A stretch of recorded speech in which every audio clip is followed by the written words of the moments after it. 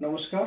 আলোচনা করব কুম্ভ রাশি, যাদের নাম গ এবং স দিয়ে তাদের এবছর কীরকম যাবে শুনে নিন। ঠিক আছে, গ স কুম্ভ রাশির এবছর বছরটি খুবই ভালো যাবে।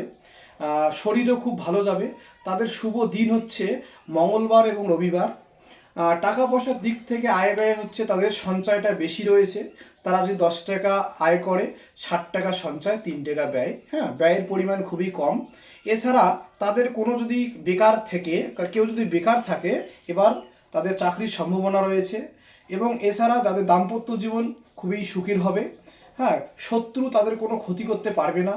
হ্যাঁ, তার শত্রু সামনাসামনি আসলেও তাকে কোনো কিছু করতে পারবে না। ঠিক আছে, এছাড়া পড়াশুনোর দিক থেকে যারা পড়াশুনোর সঙ্গে যুক্ত তারা কিন্তু এবার ভালো ফল আশা করা যায়।